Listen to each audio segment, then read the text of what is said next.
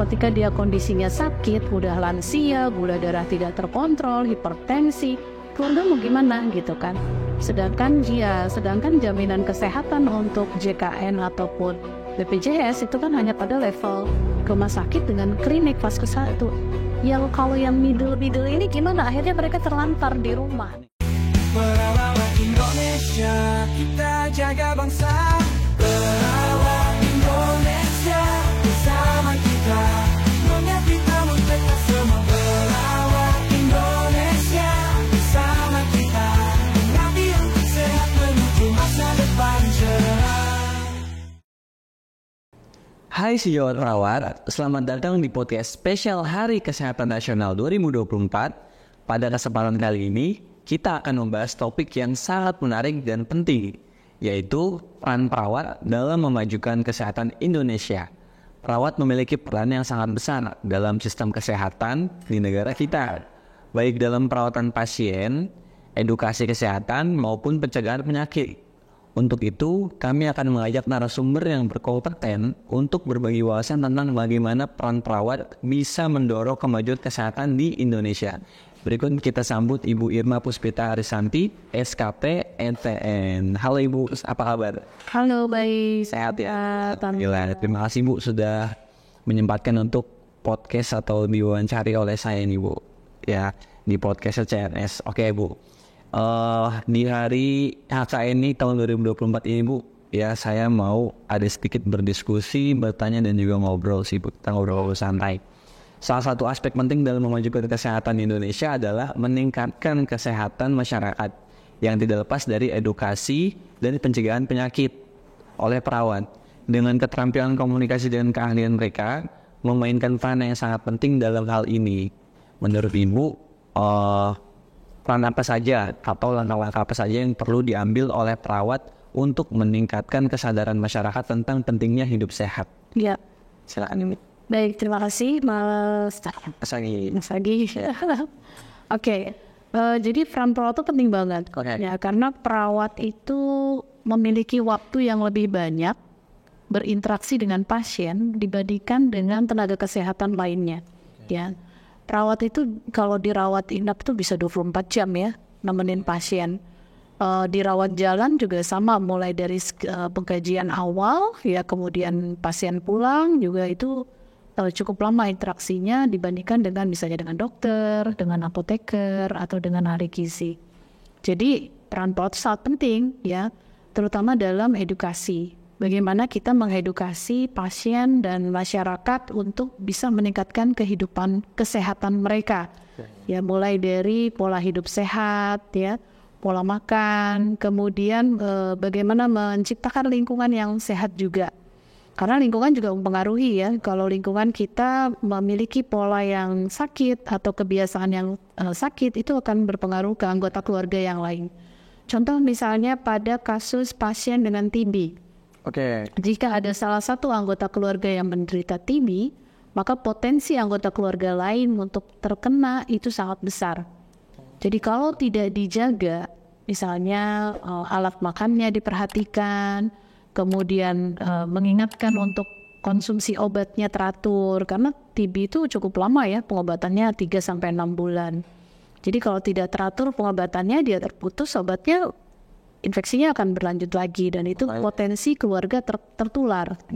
Ya diperhatikan juga misalnya kondisi rumahnya. Kalau kondisi rumahnya sirkulasinya tidak bagus, sirkulasi udara terlalu tertutup, terlalu lembab, tidak bisa sinar matahari masuk, itu juga akan menyebabkan menjadi tidak hanya satu anggota keluarga yang terkena, tapi bisa anggota keluarga yang lain. Jadi lingkungan juga penting untuk diperhatikan. Jadi di situ peran perawat adalah mengedukasi, ya. Kemudian yang kedua adalah memotivasi, konseling, gitu kan, untuk masyarakat yang mungkin kurang informasi terkait pola hidup sehat, ya, termasuk kebiasaan mencuci tangan aja. Itu hal yang sederhana ya. Tapi kadang kita tuh lupa gitu ya. Tapi susah gitu. Betul banget. Contoh misalnya kita habis main kucing, misalnya peliharaan, megang burung, megang apa, nggak ingat untuk langsung cuci tangan. Ntar gitu ya. Taunya nggak sadar kita ngambil makanan, kita megang kasur, kita megang anak kita misalnya atau adik kita. Nah itu kan sudah berpindah kumannya.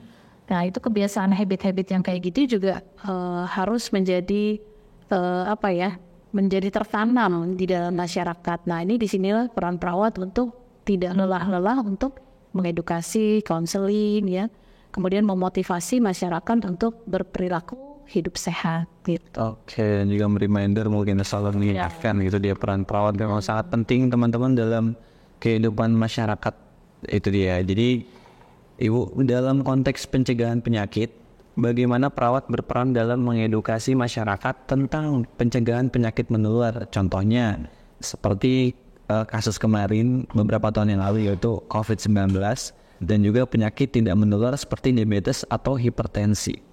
Itu dia. Peran perawatnya ya. Iya Ibu. Sama sih dengan yang tadi saya jelaskan sebelumnya, yaitu dengan edukasi ya terutama.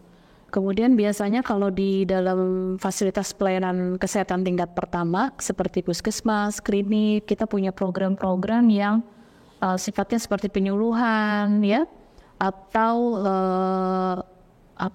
kegiatan-kegiatan misalnya kayak senam diabetes ya. Kemudian kalau untuk penyakit menular tuh biasanya kita ada visitasi ke rumahnya untuk melihat kondisi rumahnya. Kemudian kita mengedukasi, kita membantu untuk memperbaiki kondisi rumahnya supaya lebih sehat lingkungannya, termasuk sirkulasi udara dan lain sebagainya. Kebersihan juga di situ. Jadi kalau kita ada namanya perawat komunitas, salah satu fungsi dari perawat komunitas adalah bagaimana bisa terjun ke masyarakat. Ya bukan hanya di dalam, ya kalau di dalam kan mungkin ada perawat medical bedah, ada perawat anak gitu ya. Komunitas itu lebih kepada bagaimana bisa menyehatkan masyarakat sebelum kondisi dia sakit gitu. Nah masyarakat di sini tidak hanya bicara individu, tapi juga keluarga gitu. Jadi ada kesehatan keluarga, ada kesehatan individu.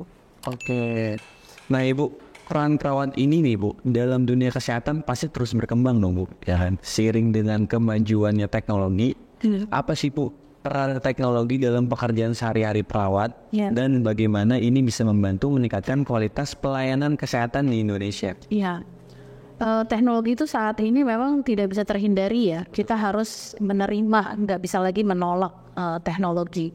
Nah termasuk di dunia kesehatan, BPJS juga itu sudah membantu banget dengan memiliki aplikasi yang cukup mudah untuk terkoneksi dengan vaskes yang ada. Oke, mobil JKN itu. Yes, mobil JKN untuk pasien. Kemudian kalau kami kebetulan saya kan di klinik ya. Pelayanan klinik kami juga sudah ada bekerja sama dengan BPJS. Itu ada namanya P-Care ya.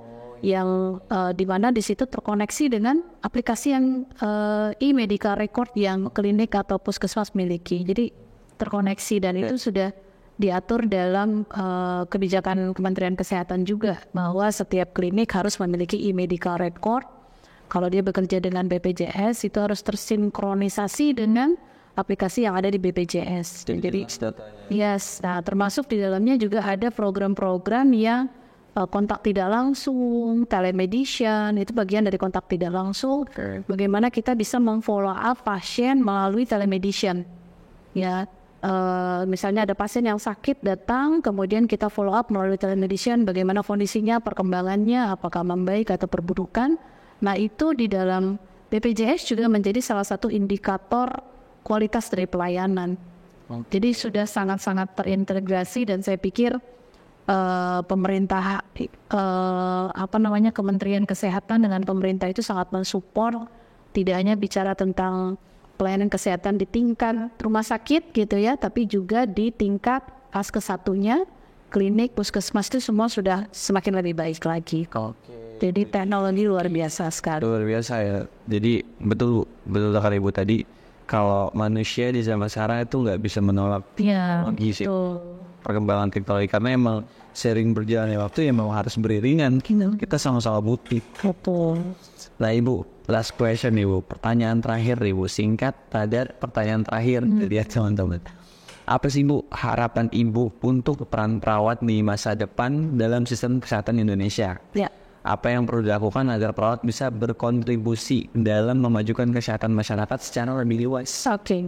ini pas banget. Kemarin itu waktu saya ke Jepang, saya visit salah satu rumah perawatan. Oke. Jadi rumah perawatan mereka, Kamu namanya kalau betul. saya lupa susah dan Taika di Hachioji, Jepang. Oke. Saya berdiskusi dengan pimpinannya, Ibu Sasano. Jadi beliau menyampaikan di Jepang itu mereka punya namanya asuransi kesehatan lansia. Oke. Kesehatan ya. Iya. Jadi mereka punya asuransi kesehatan lansia dan ada asuransi lansia yang sehat. Yang kesehatan ini yang sakit. Nah, salah satu layanan yang mereka berikan adalah bagaimana bisa ada namanya kalau di internasional di negara lain tuh ada namanya rumah sakit pertengahan. Oke. Apa ya, level 2 istilahnya. Jadi rumah sakit level 2 itu memperantarai antara rumah sakit dengan Vaskes 1, dengan puskesmas, dengan klinik gitu. Nah, rumah sakit level 2 ini dia lebih ke nursing care. Jadi lebih ke perawatan, bukan kuratif. Biasanya pasien-pasien yang masuk pada rumah sakit level 2 ini itu adalah pasien-pasien yang memang pada kondisi yang udah nggak bisa diapa-apain gitu ibaratnya. Nah, ini menjadi challenge, tantangan kalau menurut saya bagaimana perawat ini bisa pemerintah bisa support perawat untuk bisa menyelenggarakan level 2 ini. Karena level 2 ini cost-nya tentunya akan lebih murah atau lebih rendah dibandingkan kalau di rumah sakit, perawatan di rumah sakit. Jadi level 2 itu lebih ke observasi, monitoring, tidak lagi melakukan pengecekan yang harus lab, ronsen, tidak perlu karena pasien ini memang pada level yang ya sudah di maintenance aja. Ibaratnya dalam tanda petik meninggal dengan damai, meninggal dengan senang gitu. Jadi kalau kita sebut tuh pada pasien-pasien terminal ill. Terminal ill itu bukan terminal Pulau Gadung ya. Jadi terminal ill itu adalah penyakit-penyakit yang memang sudah tidak bisa disembuhkan. Udah ujung. Nah, contohnya pada lansia dengan penyakit kronis dengan DM itu juga termasuk terminal ill. Apalagi dengan lansia ya. Karena DM itu kan penyakit yang tidak bisa disembuhkan. Hipertensi penyakit yang tidak bisa disembuhkan. Ya tinggal memperbaiki pola hidup supaya terkontrol gula darahnya. Nah, itu kan perlu ketika dia ngedrop, ketika dia kondisinya sakit, udah lansia, gula darah tidak terkontrol, hipertensi, keluarga mau gimana gitu kan. Sedangkan jaminan kesehatan untuk JKN ataupun BPJS itu kan hanya pada level rumah sakit dengan klinik Vaskes 1. Yang kalau yang middle ini gimana? Akhirnya mereka terlantar di rumah, nggak ada yang ngerawat. Kalaupun mau home care, nggak sanggup biaya untuk home care. Ya namanya home care kan tentunya spesial dong, beda dengan kalau dirawat. Coba ya Bu. Nah di klinik di rumah perawatan Jepang ini yang saya kunjungi itu dia memang pasien-pasien yang harusnya kita home care-in, tapi dikumpulin jadi satu fasilitas. Gitu loh. Jadi pasien ini udah dipulangin ke rumah karena dari sisi pengobatan udah nggak bisa apa-apain lagi. Sedangkan Vaskes 1 klinik nggak bisa apa-apain juga. Nah pasien-pasien model ini kan kalau di Indonesia home care satu-satu biaya mandiri. Nanti mereka di Jepang itu dikumpulin dalam satu fasilitas. Kemudian itu disitulah mereka dirawat. Jadi cuman ya bantu pemenuhan kebutuhan nutrisi, cairan, observasi, udah gitu aja kegiatan. Tidak ada intervensi kedokteran yang medis yang yang khusus gitu karena memang sudah pada fase terminal. Nah ini lihat kalau ini bisa menjadi sebuah peluang gebrakan ya, mungkin kalau Menteri Kesehatan dengar ya, level 2 ini bisa menjadi sebuah dari sisi budget itu jauh banget dibandingkan kalau pasien harus di rumah sakit. Dari sisi kualitas hidup pasien akan lebih baik. Nah dari undang-undang itu kan di 1945 juga menyatakan bahwa negara itu memiliki kewajiban untuk melindungi masyarakat seluruh. Ya tidak hanya negara bangsa tapi juga masyarakat ya. Salah satunya adalah menjamin kesehatan. Nah ini mungkin yang PR juga mungkin ya dari Menteri Kesehatan dan BPJS. Untuk yang di middle ini gimana gitu ya, terminal ini gimana, termasuk contoh pasien kanker, pasien HIV, Nah mereka kalau nggak bisa diobatin kan, mau di rumah sakit mau diapain lagi? Udah nggak ada tindakan-tindakan apapun, dipulangin sama mereka. Di rumah siapa yang mengurusin ibaratnya gitu. Nah ini perlu menjadi PR ya, yang buat saya menarik sekali karena waktu diskusi itu beliau juga sampaikan bahkan negara itu membayar mereka itu yang butuh perawatan yang menengah tadi, ya yang in the middle tadi gitu, sehingga walaupun ada kewajiban dari keluarga itu membayar sekitar 10%-nya, 90% ditanggung negara untuk pengobatan atau biaya hidup dia di rumah perawatan. Ya, jadi ini peluang banget dan menjadi sebuah tantangan buat kita semua, bagaimana bisa Indonesia bisa seperti itu gitu ya. Jadi di Hari Kesehatan Nasional ini bisa menjadi, kita mungkin ada PPNI mungkin nanti bisa melakukan focus group discussion gitu ya, terkait gimana nih kita bisa propose ke pemerintah untuk ada lah level kesehatan tersebut.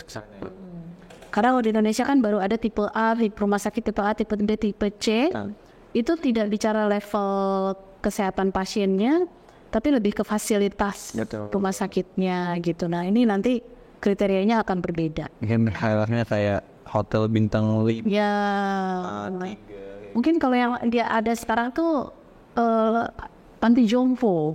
Nah panti jompo itu kan untuk lansia yang sehat.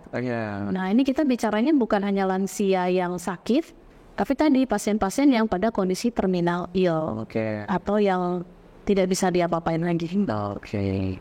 Nah itu dia teman-teman. Terima kasih banyak untuk Ibu Irma sudah mau menyempatkan untuk hadir di podcast CNS dan mau diwawancarai dan memberikan wawasan yang sangat luas dan juga menarik, juga bermanfaat untuk kita semua.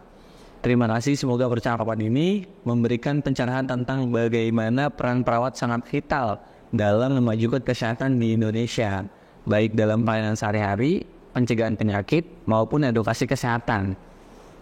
Dan terima kasih juga kepada sejawat perawat yang telah mendengarkan podcast kami. Semoga informasi yang disampaikan bermanfaat untuk kita semua dalam terus memajukan kesehatan dan mendukung peran perawat di Indonesia. Sampai jumpa di next episode. Sejawat perawat, dadah. Salam sehat. Salam sehat.